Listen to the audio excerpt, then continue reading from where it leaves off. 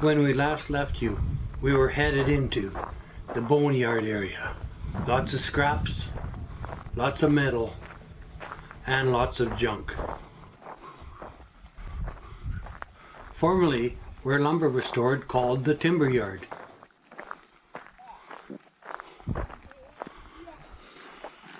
So this area behind me here during the operation of the mine would have been the timber yard.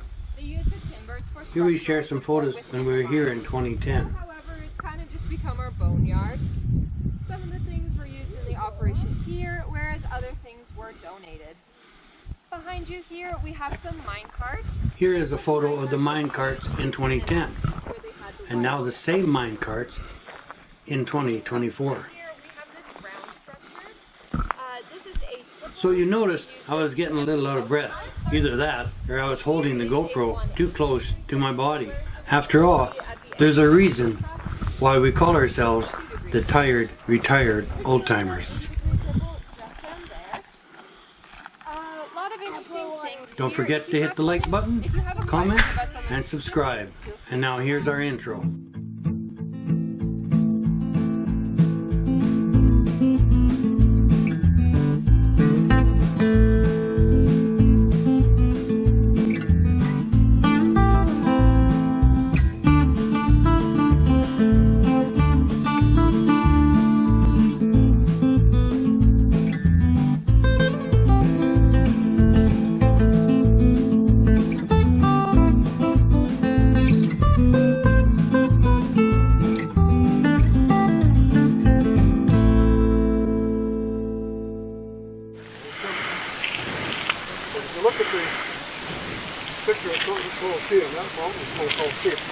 So if you listen to this video, even in 2010, the camera was even picking up my breathing back then.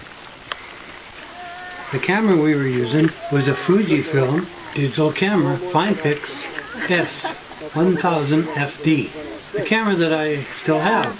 We will in the future be talking about all the cameras I still have and have been using since 1975, but that's for a future video. Now let's continue with our 2024 coal mine tour.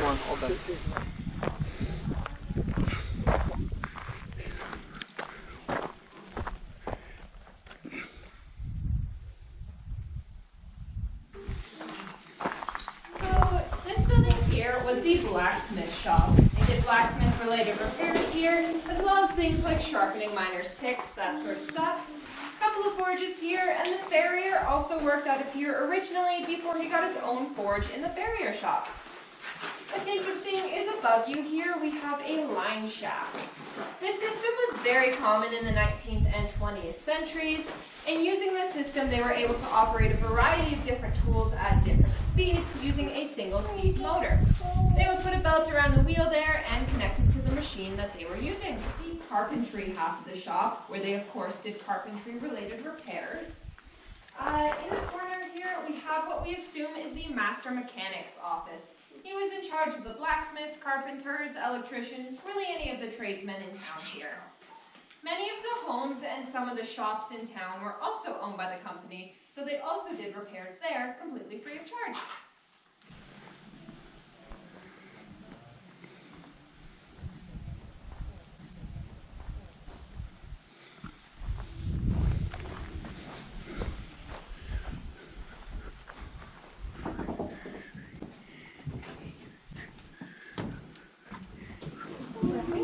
So this building here is the warehouse. It's actually the oldest original building on site here, being built in 1914. The miners that worked here were independent contractors, meaning they had to purchase all of their own tools to be able to do their job, which they did here. They had a running tab, and this would be deducted from their pay at the end of the month. What's interesting is many of the shops in town were also owned by the company, and they also had running tabs there. So the children would often go and purchase candy under their parents' names. I'm sure it was a lovely surprise. See all the names? All colors on the top? Oh yeah. White, pink, what was the far one? Green? Light green. Light green. Yeah.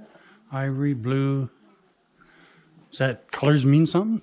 Yeah, so Martin Nordegg always wanted a very brightly colored town, so he provided paint for all the residents to paint their houses every year, which they would also pick up here, but they didn't have to pay for it. Yeah, neat. Well, that's what the colors were. Yeah, exactly. So there'd be paint in them. Yeah. Ah. And I'll meet you outside whenever you're ready. They're the first grandkids on both our sides, so they get lots of love.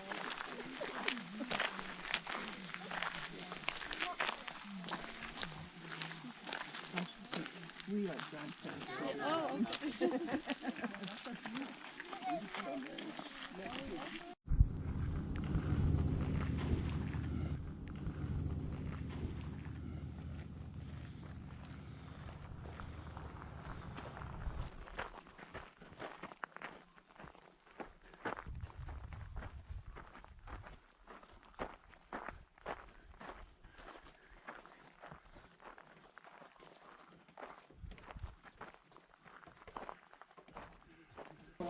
Yeah. That's yeah, a exactly. big motor. This building here is the Hoist House. There's an alternate entrance to mine number 2 just down here. A couple of men worked in association with this building here. The hoistman, who was in charge, stood at that wheel down there and controlled the speed at which the mine carts were coming out of the mine. The brakeman stood on that platform over there and, of course, controlled the brakes. They were able to see how far away the mine carts were on this dial just up there. There was also the rope rider. He stood on the last cart of the train coming out, hitched on, unhitched the carts, as well as looked out for an emergency. He stood on the last cart so that if something did go wrong, he could jump off without being injured. And lastly, there was the bell wrapper. He stood inside the mine and rung a bell that was connected up here to signify what was going on within the mine. You'll notice that the wall behind me, it looks as though it's kind of 2 walls in one. That is because the men who worked in this building would frequently take a step aside from their duties to enjoy a smoke and a beverage. And they were not always back in time or functional enough to stop the mine carts from coming in. So it was a frequent occurrence that they would come crashing in and destroy the whole building. To solve this problem, they built a breakaway wall so that they only had to repair one wall rather than the entire thing. Why they did this instead of just hiring different men, I'll never know.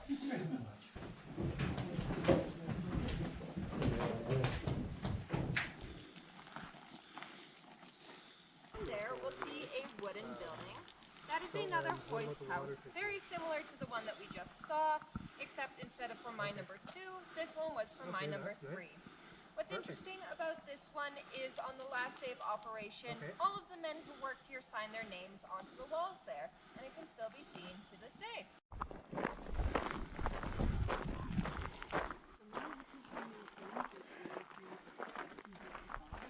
So on June 14th, 1950, there was quite a devastating fire that happened here. Everything from the original tipple onward had burnt down. They did decide to rebuild, and this construction was finished in January of 1952.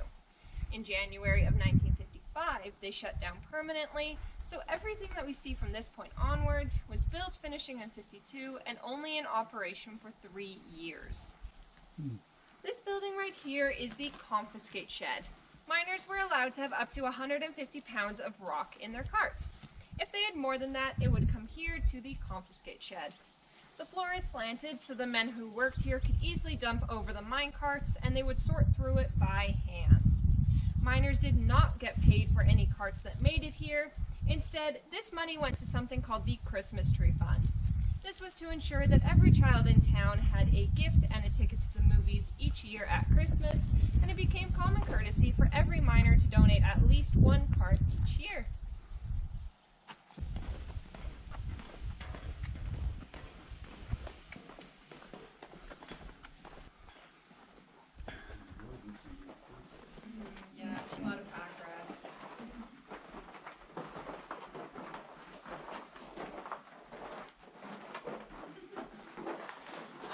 So this here was the raw coal storage shed.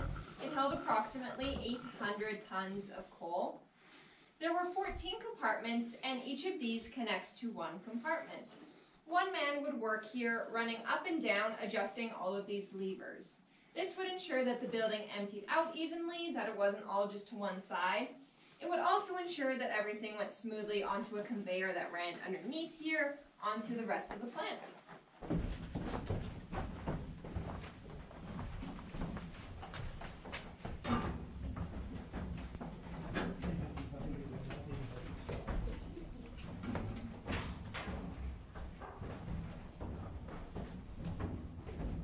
Behind you.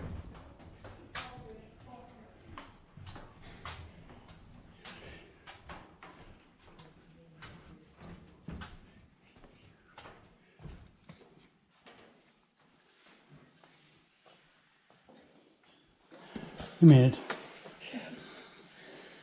So this here is the testing facility. They would test the coal for its dirt and ash content, as well as just its overall quality.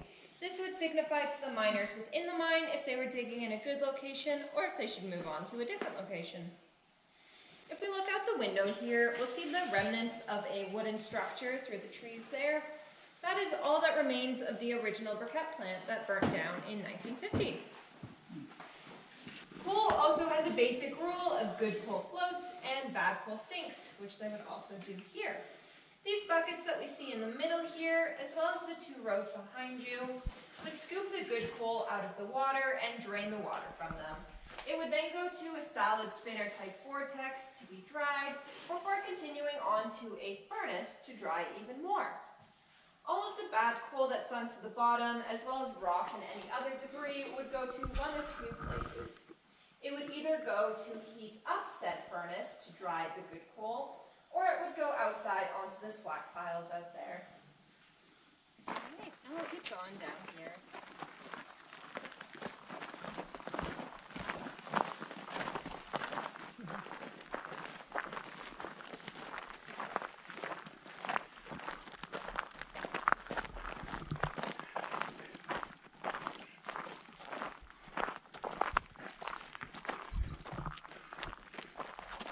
This structure to your left here is where the bad coal and slack would leave the cleaning facility.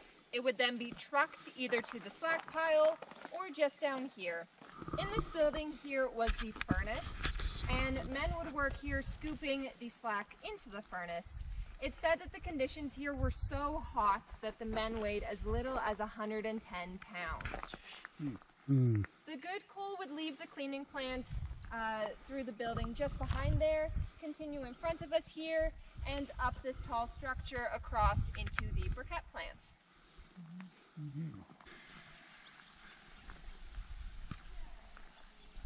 Behind me here we have the briquette plant.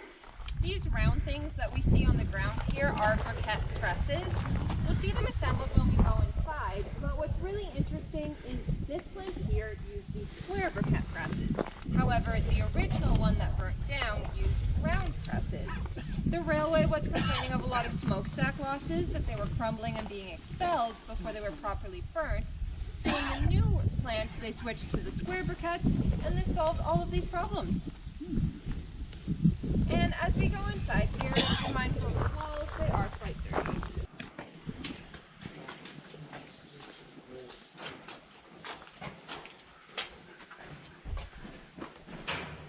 Yeah. Okay. Quite dirty. Yeah. Walls are really dirty. Don't really want to do that, do you? Don't touch the walls. So this here, briquette plant, they made the briquettes by mixing 3 things. They mixed the coal with tar and then added steam. The tar would be piped in through these pipes here and mixed in with crushed coal above us. It would then come down and they would add steam using this pirate ship looking wheel until it got to about a bread dough consistency. It would then continue down through the presses, which you can see assembled really well on this second one here, before continuing down and out the building. A couple of interesting things. There's 4 presses here, however, only 3 of them were ever used at a time. The 4th one would have maintenance done, and the presses themselves would be shipped off to Calgary to get a new stainless steel coating. This worked as kind of a non-stick layer. This was also the dirtiest and loudest plant. It said that it was so dirty that if the men were to grab their sandwiches to have lunch, it would be black instantly from the conditions here. In the corner there, you'll also notice a desk. The manager for this plant did originally have an office outside. However, he preferred to be more here with the action, so he had his desk moved up here. Although it's questionable if he ever actually sat there. Silly man. You guys are more than welcome to look around. Feel free to check out the breakers as well, and let me know if you have any questions. So I presume that whoever built this in 1950 went broke in 1952 or whenever it was. That they did. The company itself wasn't dissolved until the 90s actually. But they owned a whole bunch of coal mines all the way from Grand Cache down to Kananaskis. So yeah, but because diesel was introduced into the market, plus they were in a lot of debt for building this, everything together didn't work out. Well, I think this tour has changed quite a bit from when we were here last time. I think we're seeing quite a bit more. They were then brought into the briquette storage bin on the far side over there. Inside this building, there's spirals to bring the briquettes down to the bottom gently, because if they were to fall, they would break. You'll also notice a gap underneath the conveyors here. A secondary conveyor would run underneath there, and if anything broke on the way up, the pieces would be caught, and they could be made into more briquettes. For this next part here, we are just going down this hill and back up the same way, so if anyone would like to take a break, you're more than welcome to stay here.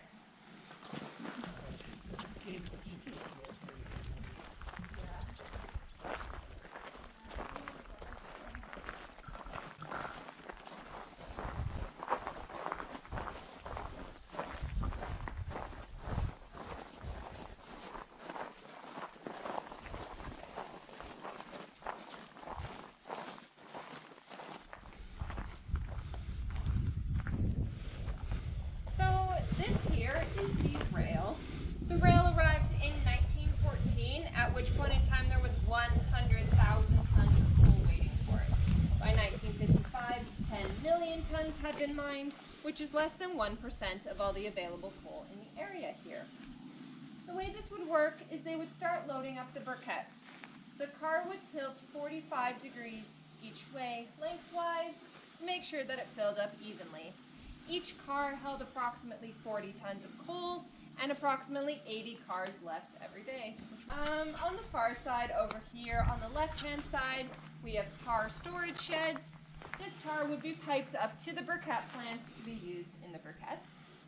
In the middle here is a storage unit for any locomotives or anything else that needed to be kept out of the elements. And on the far right-hand side is cold storage. They would bring in ice from the rail, and this would have been kind of a community thing that they had. Going up a hill. I think I can. Mystery shack. This was the office for the manager of the briquette plant before he had his desk moved up there. The second theory is that this was oil storage, hence this wooden structure at the back here. Or it might have been something completely different. One of those things that we'll never really know, and just goes to show how much history is lost with time. So we'll keep making our way up this hill here. Sometimes it's easier going uphill than it is down. Yeah.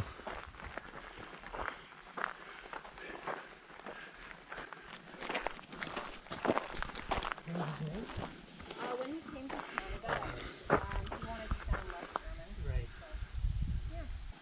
So we have a couple of buildings up here. On the left-hand side, we have the vet's house. He took care of all the horses that were employed here, as well as any pets that people might have had in town. Behind me here, we have a home owned by the family constable. They were not actually police. What's interesting is Jack Constable was one of the first 6 miners to arrive here in 1911. And on the right-hand side there, we have the single ladies' quarters. They worked in adult entertainment. Yes. Hospitality. Exactly. Can we look in the house here? Yeah, I just asked that you don't go up the stairs.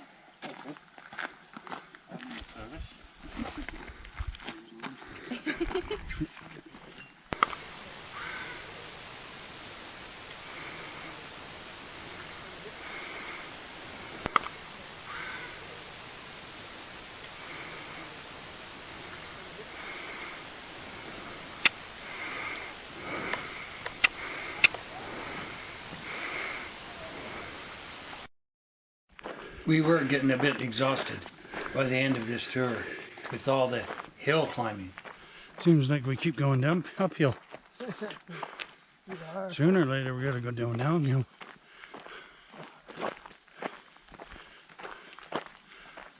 That they used before the bank showed up in town. And this here is also where the head office would have stood. They did attempt to blow up this safe after the mine closed. However, as you can tell, they were rather unsuccessful. But you can see their attempts from all the charred wood on the side here. And for our last stop, we're just going to head up the hill here.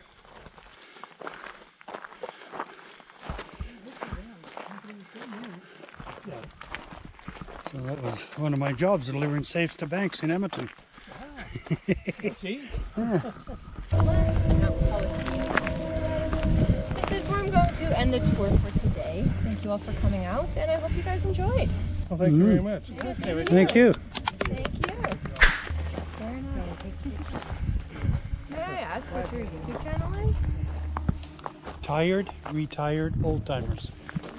Sounds good. And so you just search Retired Oldtimers and you find us. Sounds good. Be sure to check it out. Okay. Bye. Bye. Bye. Bye. Well, that ends our Brazeau Collieries coal mine tour. Now, we ended our tour by taking some pictures. And I had to show you that there was a Sasquatch car that we were following on our way in here. Hopefully you have hit the like button by this time. Well, we're leaving the mine site. That was interesting. Hope you enjoyed it. I'm Jim. I'm Sandra. Retired Oldtimers. Taking it easy. And you just never know. Once you're on the next corner. Yeah. Thanks for watching and God bless. So we were the last ones out, and there's our tour guide locking the gate behind us.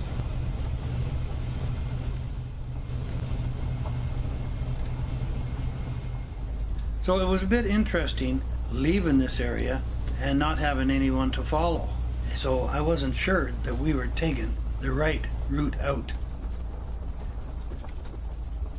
This way I got it. Yeah, I think so, yeah. But we made it. Thanks for watching. And again, God bless.